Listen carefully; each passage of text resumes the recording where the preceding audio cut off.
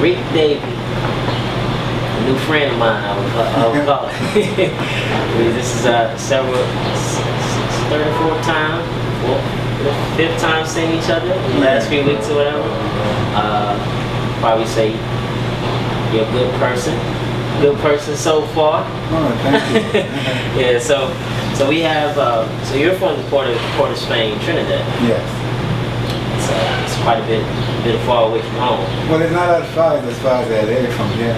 Oh, really? It's Okay. only 3 hours away. It sounds far, but it's not that far. So what I always, because I'm always running course to course in New York, you know, there's a heavily Caribbean, you know, population here or whatever. And I always wanted to know, like, what's some of the most important things that are taught being raised in a Caribbean household? I think one of the most important things I would think is about respect. Mm-hmm. You know, just like people from the South. Like you always, yes sir, what are you doing sir?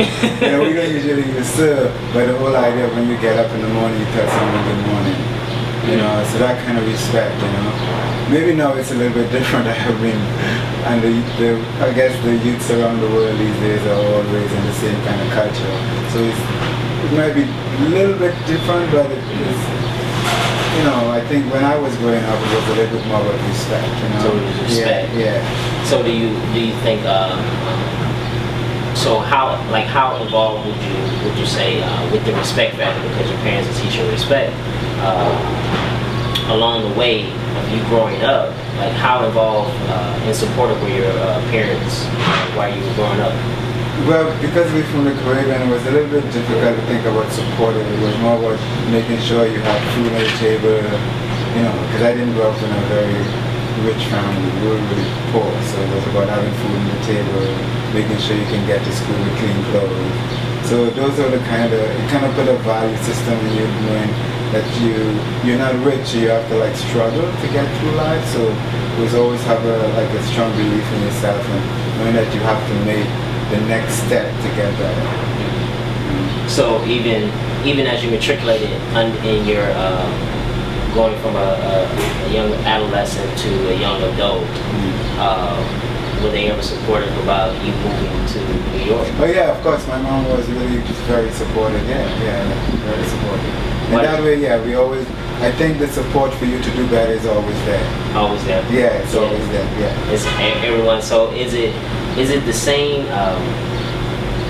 It takes a village to raise a family. Does that also within the Caribbean household? Yes, it is. Yeah. Like it's very much. Yeah, because I have a few friends that are Caribbean, and like they're very connected with their families and stuff like that. So that's why I always wanted to know. Because when you meet certain people from the Caribbean, they're very different. They're very different in the way of how their outlook and perspective on is in America. Mm-hmm. So, what did you come into America? What did you see as what would be like an ideal career for you? Well, when I started out, I really thought I wanted to be a dancer, photographer. You know, you always want to do so much, you know. But I figure wherever the chips fall, that's where I would fall. But I thought I wanted to be a dancer. What type of dancer? A modern dancer. Modern dancer. I actually also thought I would want to do ballet because I would like to have a school of the dance theater. They got Alvin Ailey. They have Alvin Ailey school. I always followed Alvin Ailey school and the dancers, you know, because they travel to the Caribbean all the time. Jamaica Dance Theater has a really amazing dance company. I think that would rival almost any company in the US. They're really good, so I follow them also. And I really like the idea of touring with a dance company, so I was really interested. Now, was now you had that thought about being a dancer before you transitioned to New York. Yeah. Port of Spain is, I mean, believe it or not, a lot of people, Port of Spain is actually one of the most populous and biggest cities within the Caribbean. Yeah. Right? Yeah. Okay. Yeah. So was there a heavy culture on dancing that you brought from Trinidad? Yeah, because that was part of the culture too, because the dance, the music. Growing up, we had something called Best Village, and that's where each of the villages would compete. So you would go through all these rehearsals with dancers, the kids would get involved. I mean, it was really a real community thing, you know, where they, from young to old would get involved. So you would have a queen from the village, you would have dancers from the village, and you would have singers from the village, and they would all put on this entire production to compete, and then the best village will win. Yeah. So it was really interesting. It kind of encouraged the people in the community to actually to get involved with something creative. So doing things. So community is big to you as well. And competition. Yeah. Community and competition. Well, I wouldn't say I'm not think I'm a competitive guy. I would say more community. You know, I like people and I like community and I like the idea of, you know, as you said earlier, the whole idea of for Caribbean people, friends and family is really important. You know. Yeah. So you spoke a little about photography. Did you get now outside of like dance or whatever? Did you ever try out the photography and film? Yeah. Did you learn that before, or did you learn that like when you when I came when you came here? So I think here exposed me to that more so than anything else, because in the Caribbean we don't, you know, I wasn't exposed to photography and that kind of stuff too much, as opposed to was more in the dance. Yeah. As when I get in, I realize how. So where did you in New York learn more about photography and things like that? I think meeting with people and actually starting to see the difference, because here in America you have, you know, all the advertisement, all the landmarks. So it was kind of really interesting. And that what got me into wanting to go to NYU. Okay. So for me, I didn't have the money. Right. So I figured the best thing to do is someone mentioned, oh, if you work at a college, you probably can get free tuition. So I applied for a low-level position because I didn't have the experiences yet. Right. And I got in as a clerical person and working collecting student loans in the student loan department. And then that's where I decided to try to get a transfer into the Tisch School of Art to get photography. Yeah. And that's one of the most popular and back then, it was the best school. Everybody wanted to go to Tisch School of the Arts, from Spike Lee to everyone actually went there for film. Yeah. It was one of the better film schools outside, I think, of UCLA. The school in LA. I mean, these rankings, we keep up with the rankings, like, you know, his rankings are always kind of subjective in a sense. So why, and you also got into film as well. There was some film, there was some film in there. Because I thought film and photography went together. Photography to me felt like, back then, it felt like something that you would do alone, maybe with one or two person, but film had like a family thing, because you couldn't do that alone. So I like that whole idea, you would spend all this time working on a film with a group of people of like-minded, and that's where I like film. Connecting with community and working together kind of like inspired me, because I always look at the way people like Andy Warhol and all of those great guys, they always had like a group of like-minded creative people from what's his name, Keith Haring, and all these guys. When you look at the people who came out of that whole Studio 54 kind of culture, it was more, they always work in groups, and like a team of people would get together, a creative team of people. So what was your favorite, you talk about film, what's your favorite movie? Most inspired, like what movie inspired you the most? Wow. Like there has to be one, because we you know, if you watch a lot of movies, then you know that one that sticks out to you. I know, but for me there's just so many, especially because I like American movies and I like international movies, I like subtitle movies, so I'm like across the board. I like horror, I like drama, I like good kung fu. We won't let you, you know. Yeah, good Bruce Lee is good for me, you know. Oh wow, you went way back. Yeah, it's across the board, you know. Across the board, okay. Some of the old black and white film, you know. I like a lot of Charlie Chaplin and all that. So it's a really across the board. To me, it's the same thing like music, you know. The inspiration is not like just saying what's my favorite, because, you know what I mean, like, if you really think about it, it's very hard to say you have one favorite, because then there's so many things that in each different genre of films that can inspire you in a different way. So to say one particular thing inspire you is like, you know, at least for me. Yeah, I take a little bit of everything from everywhere, you know. So you took a little bit from Yeah. photography and from video editing and film. I didn't edit. Oh, you didn't edit? No. Oh, you didn't get into editing. No, Okay, I didn't get into that. Well, I didn't even get into using the film camera as a cinematographer. Because Okay. that was really my passion as much as I like photography. And when I come to the film part of it, I'm more like the production part as a producer or the production coordinator, or even as the director, but not as a cinematographer. So, Yeah. just the photography I like as a. So you as a took, camera. but you were able to. So you took bits and so you took a little bit from photography, a little bit from studying a little bit about films and stuff Yeah. like that, and then you went on to working for BET Network. How did that actually come about? How did that opportunity to work for BET Network come about? Oh my goodness, you asked me to give you. Well, I tell you what. When I started working film at NYU and I started in the film department, because I transferred from the student loan collection, there was a position open in the film department, and I became like an assistant manager in the film department. So that allowed me to actually meet a lot of producers and people who really working on film, and then they say, oh, well, you can come and work with us. So I started doing some music with it, and really like that. In the meantime, I was still doing my photography. But I wasn't like a top of the line photographer. So what I would do is would work with my friends and shoot their photos who wanted to be models.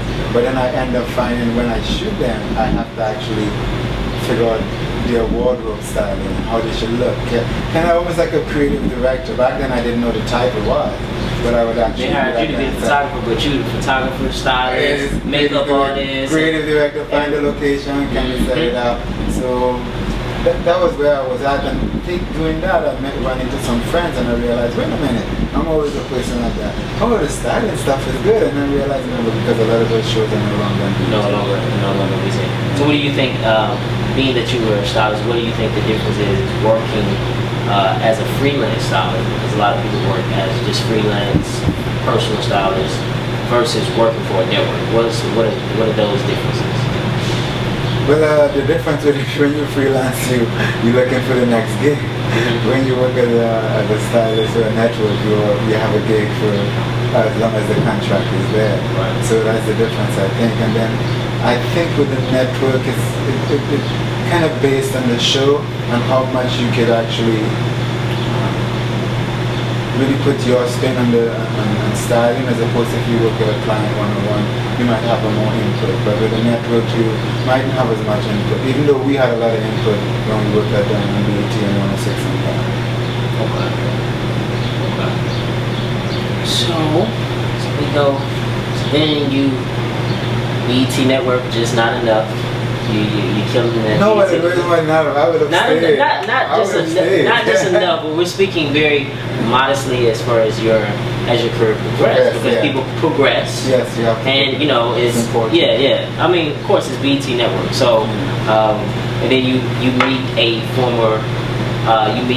fellow Trinidadian. Yeah.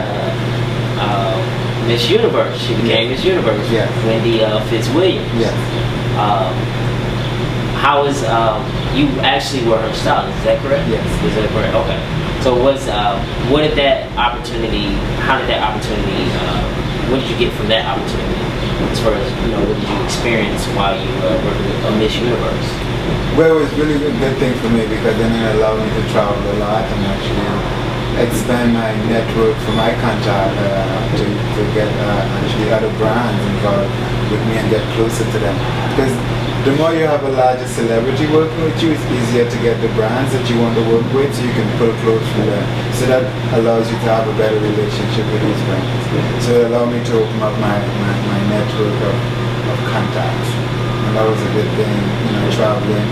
And it actually, because of Wendy, I guess the organization liked what I did, and then I started working with Miss Team USA and Miss USA as their stylist also. So that was a good little run, for me. Really well.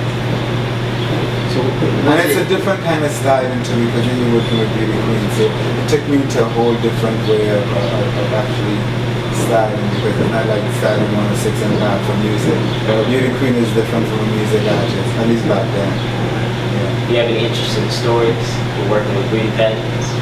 one interesting story that stood out? Stood out to today. No, not really. A positive A positive one? A positive one, of course. For me, to me, I think the most positive thing is to actually see how the girls really work together. You know, to see the whole, when coming together from all these different countries with different languages and still being able to work together. So that was amazing to me to see how they really, and they were all beautiful, well-raised young ladies. So that was kind of interesting to see that whole collaboration of all these countries coming together. You know, like right now we're living in a time where like we feel like we're fighting the enemy, but it's good to see that there was something like that. So, you know, that all of these countries come together. And you stay in one big stadium and you can see the Mexican flag and the Colombian flag and people are cheering for their country. You know, it's competitive, but it was a real joyful kind of way to see all of these people come together. Competitive. That's the second time we use that word. See, you may not say you're in the competitive space, but I mean you're in the competitive. Yes, your nature of being competitive and everything else like that. If it's good, it depends on how you look. You're always kind of in the business of because you're always interested about, okay, this person knows a little bit about this, so it's like, okay, they do that, I like that. Yeah. Let me do something, let me figure out another way or whatever like that. So it's some positivity can come out of being competitive. Yeah. So was it in between this time of, you're actually working with the Miss USA, Miss Universe, was it at this time, was it around that time that you felt like you needed to do something different? I think it was after that. I think it was the closing of when actually, after working with BET for a while, and that's the thing about working with BET. It allowed us to do whatever we really wanted as far as bringing the style to the network. And pulling clothes was really an interesting thing for me, actually going to the showrooms and sourcing the items. So we pulled from a lot of major brands, but what was interesting for me was pulling from the emerging designers, the designers who one didn't know anything about. And we give a lot of them an opportunity to showcase their work on a major network. So it was really interesting to see how happy they were and how hard they worked to get their clothes on the network. So that was what piqued my interest after 106 and Park they moved AJ and 3 hours and put 2 new posts in. So that kind of changed everything at the network, and that's when we kind of took a leave, and then I decided, okay, so I need to do something new. Always attended New York Fashion Week when it was at Bryant Park, which is really a good thing. But then I always recognized that there was never emerging designers and no one really knew about them, and there was no platform for them outside of Gen Art. When I looked at what Gen Art was doing, I figured, Gen Art is doing something good, they're really supporting the emerging designer. How can I do that in a new space, in a different space? And I live in Brooklyn. I'm like, wow, Brooklyn is like an amazing borough. Same thing like we talk about Miss Universe. All of these different culture of people living together. And a lot of the style that I like and a lot of designers that I would from emerging designers usually live in Brooklyn. They were living in Williamsburg and Bushwick, had this amazing little warehouse and showroom, some of them out of their apartment, and I was like, wow, we need to create a platform so these people could actually showcase their work. And that's where that whole thing came about for Fashion Week Brooklyn. And then I decided that it should be done through a non-profit status, so that it gives me an opportunity to raise funds to provide a platform for these guys, for the designers, so that they really have to spend that kind of money, $40,000 like at New York Fashion Week. Okay. So you were on the brink of creating Fashion Week Brooklyn. Yeah. So you talked about the main importance of it, but why Brooklyn? But why Brooklyn at that time? Even though there was a lot of people you find out about people, the main people living in Brooklyn, but what was about, from your personal experience with, Brooklyn, that made you say, this is home? Because I never got it. I think Manhattan I love New York City. But I always thought Brooklyn was so interesting and so cool, and I'm thinking, Brooklyn is such a huge borough. A lot of people live in Brooklyn. We had bad rap back then, you know, because it's the fashion editors and those who would come to Brooklyn. And I couldn't imagine why. I guess because back then, across the city, there was a lot of crime. I mean, it was not just Brooklyn, you know, it was across the city, and a lot of the low-income areas had a lot of problems, yeah.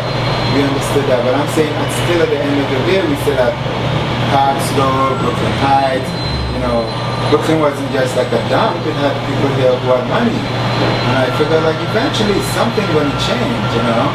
One of my ideas actually was back there, was to see if I could create this whole Soho in Brooklyn.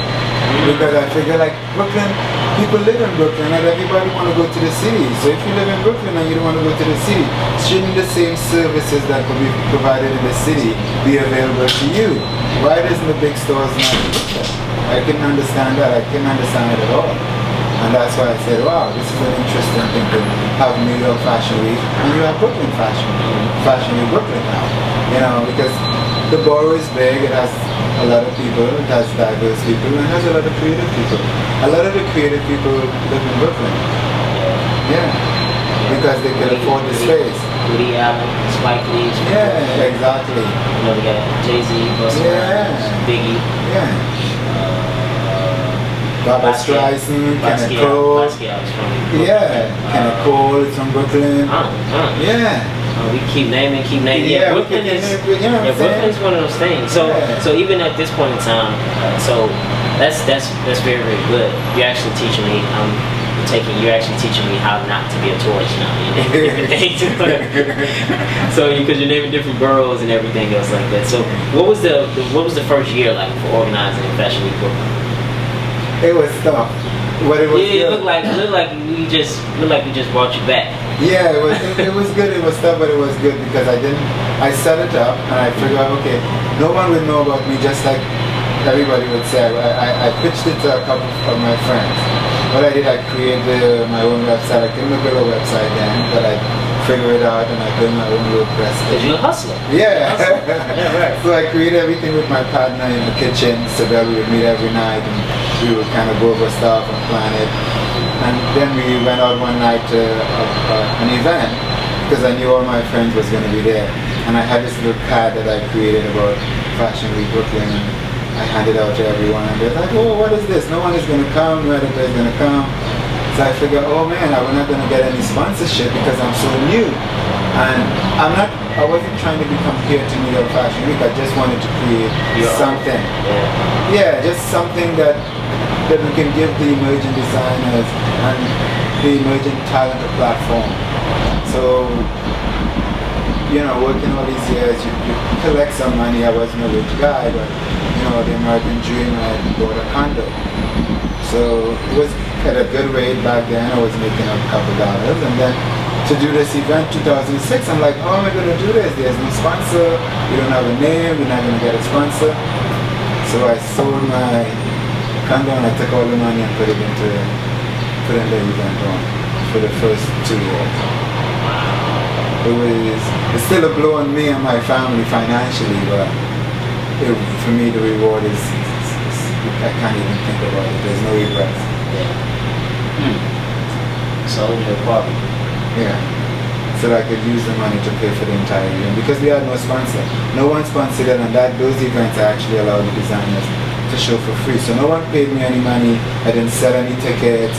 I didn't want it to be something that I wanted to be for the community and for the public, and I wanted to make sure that it kind of kept that. So we talked about a little bit about the moral and financial support. Now I want to get into the good part for a lot of people. How do you guys attract designers to the showcase? And how do you select like your core designers? I think it's just a word of mouth. We don't really put out an ad. Thank God for social media that we could reach a larger audience now, because when we first started, I think social media 10 years ago wasn't what it is now, you know? It was there, but it wasn't as heavy. I don't think Twitter is 10 years old, is it? I don't think when we started Twitter was around. It was 2010. Yeah. 2010. Yeah, so yeah, we even older than Twitter. How about that? Yeah. Yeah, so none of the, social media was just kind of getting, there was no Instagram either, right? Mm-hmm. So we kind of like always actually reached out, and there was always emerging designers. If you think about it, I keep telling everyone is that no matter what you do, and no matter how much these larger brands stay on top and hold the market, just every day someone is coming out of college, or every day someone is growing up and realizing like, I want to be a designer. I want to do that. And we have a top people who they realize that, as Hillary would say, you can't break that glass ceiling. It's very difficult, and that's not a good thing. To have so many people who like and want to design, and there's no, when they look around, how can they afford it? It's really an expensive kind of career to get into. It's a struggle. So we are always looking for new designers, and people are always pitching, but I think for me, when we choose designers, I try to look at their creativity and their workmanship and their craftsmanship. So I think that's really important. Sometimes a couple of thread hanging out of a garment could be done in a creative way if that's what you're doing. But I think it's really important if you can get into the business and you want to beat those guys at the top, that you really, really get your garment and your craft together. So it's important when we choose designers that we look for designers who are talented in that way.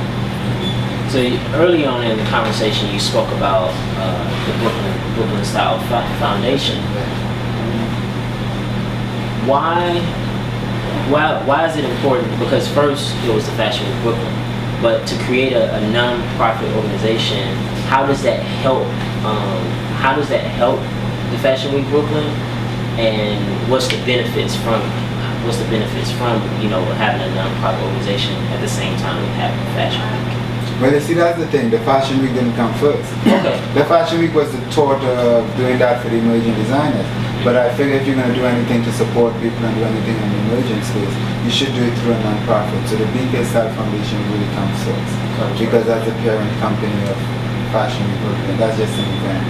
But I think the social cause and the cause behind the foundation is what's more important. Okay. So that came first. And the foundation is what is championing the Fashion Week. So it's one of the programs under the foundation.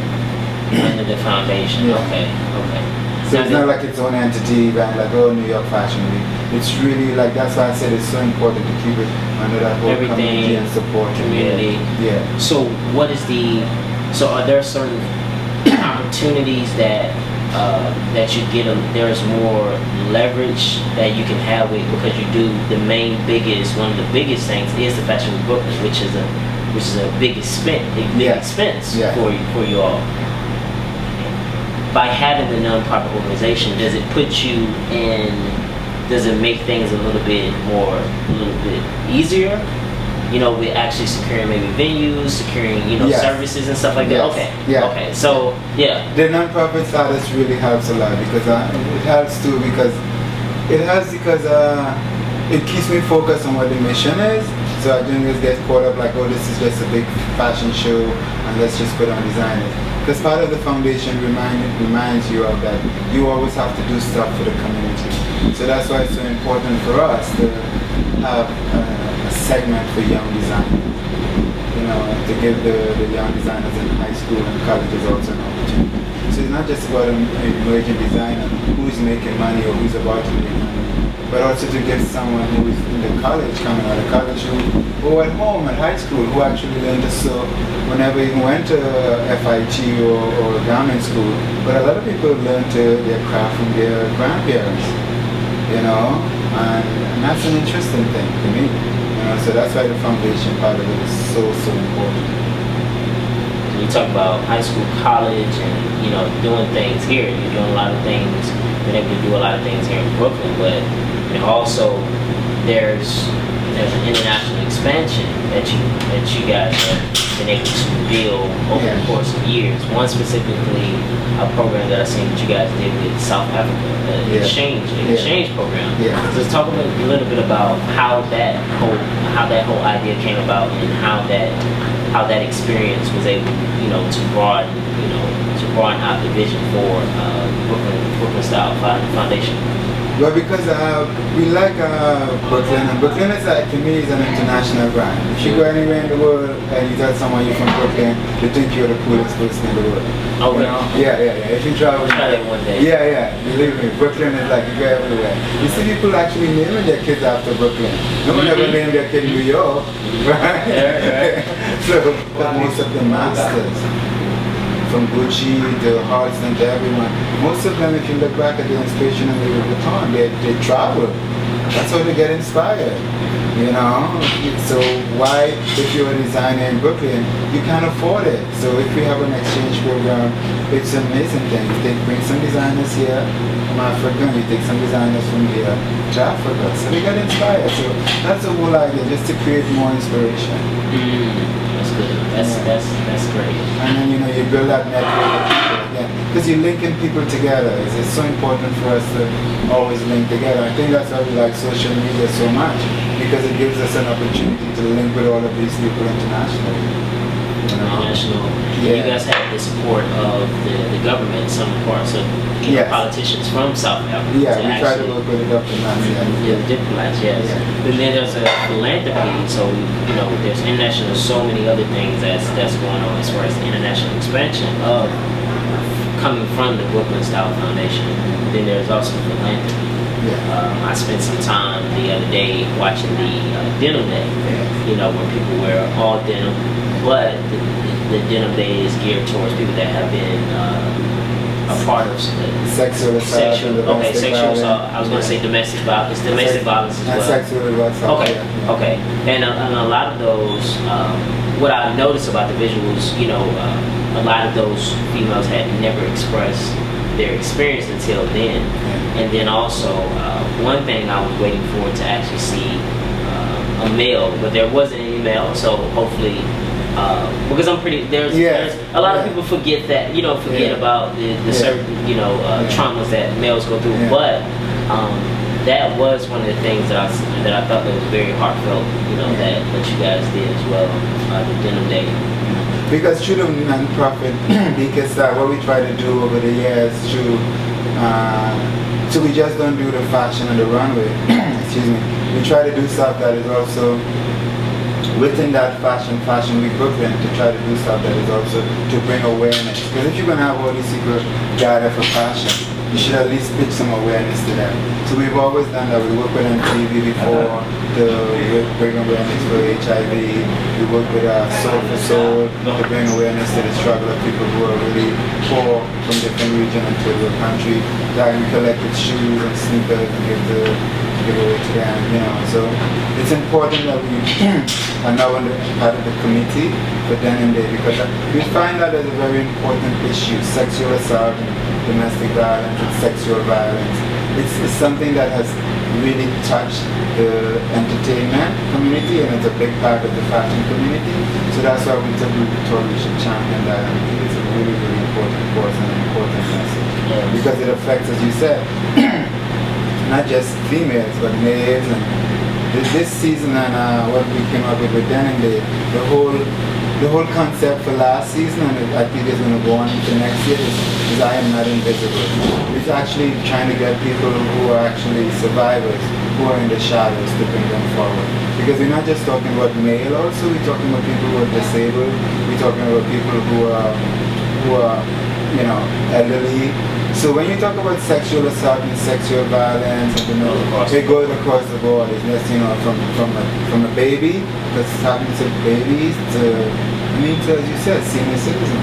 Actually, which is really amazing for us, because one of the models, Stu Eller, who modeled with us a couple seasons, because of us picking up this platform of awareness, she actually was able to actually become stronger, because she actually came out and actually talked about her experience. Yeah, and it's really touching. If you get a chance to kind of delve into it, you should kind of check it out. And she was actually sexually assaulted from 7 years old by her dad. Oh wow. Yeah. Wow. So these are the kind of stories that you would think. I mean, yeah, and she now, she's feeling better because now her family knows, she can talk about it more openly. And she inspired other mothers to come forward too. She's one of the ladies. Exactly. Yes. Amazing story. And a very strong individual. But you're right. There need to be more men who can come forward, talk about transsexual people, gay people. Social level, economics, being moral support. And I think, in this time, I think most definitely you guys deserve a much more of a financial support and financial push.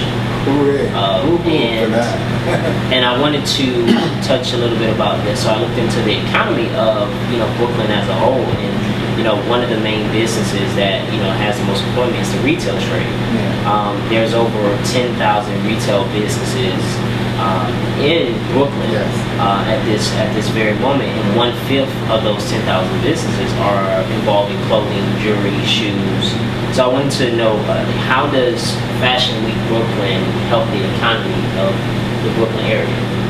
Well, I am not sure how we would say we help outside of actually, if you have an event like this, it actually bring more awareness to the borough, to bring more people to the borough, and of course because we have international designers, I think we bring more people to shop in those boutiques, to stay in those new hotels that is open in Brooklyn. So the more we open up the event and the larger we get, I think that would help the economy. But by far, I mean, from the people that actually come to the Fashion Week Brooklyn, they have to find places to stay, clothes, they use the transit station, they buy food. Let's think. They go for drinks after, they support the people that you guys come that do the lighting, the venue. So, I mean, right there, I list 6 or 7 things that, let alone the Brooklyn Style Foundation and Fashion Week Brooklyn impacts. So that right there, I mean, we can continue to go on a little bit more. What's the change that you guys do? What is the change that you're aiming for within the industry, or let alone the world, with doing both of the entities in one together? Well, from the foundation standpoint, it's really to always be able to provide opportunity and to raise awareness. I think that's the key. To raise awareness to some of the issues that affect us, and also to bring opportunities to people living there. Like for one of the program that we have is actually Stitch for Success. There's a lot of people who have sewing machine, who have fabric, even some of the upper level designers who have all these ways with fabric, and we always like this eco-friendly and sustainable stuff. But it's the idea to give someone who doesn't have that opportunity.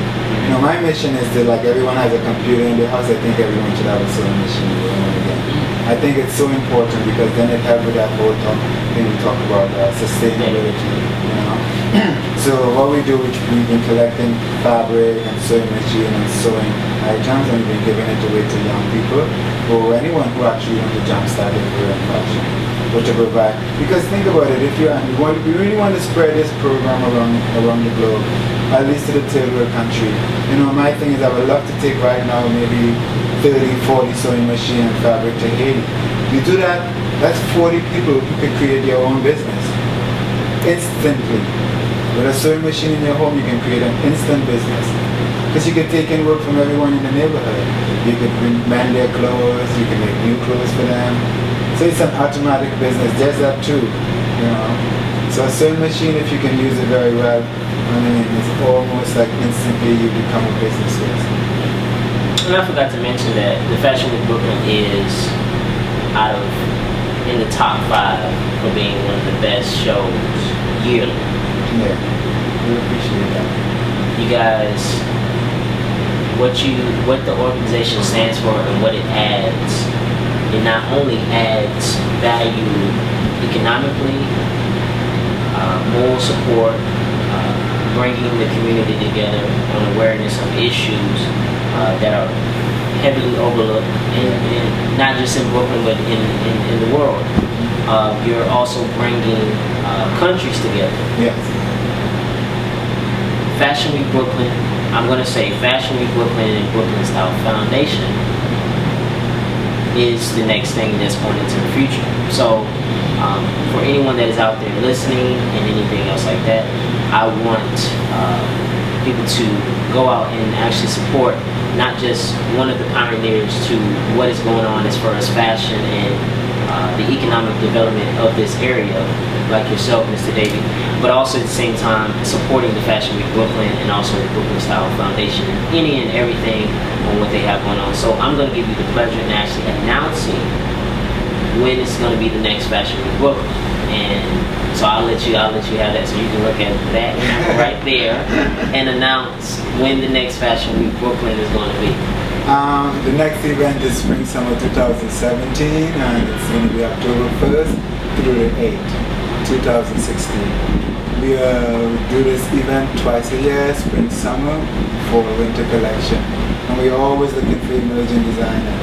And I think a key part of I want people to know too, it's not just about the event and looking at the event itself, but it's really important that we support emerging designers. We support new designers. It's important when you go on the computer and you shopping that you go into those sites, not just where you can buy stuff from, we love Target, we love Macy's. We want these big brands to continue to sponsor us and to be part of what we do. But we also want people to understand you could also look for an emerging design and get a really cool outfit that no one else has, and you feel really, it's all about style and individual style. To create individual style, you need to have how do you say, a bigger buffet set out of design. Yeah. So you have a wider choice. So you're not just choosing what the rapper's singing their song about. Right. Well, we're gonna create our whole hashtag for this year for Great Fashion Week. Knowledge base about all the different things that you've contributed to your local and global community, and I'm looking forward to actually experiencing Fashion Week Brooklyn this year. So thank you again, Mr. David, for being on the Fall Simmons Fashion Podcast.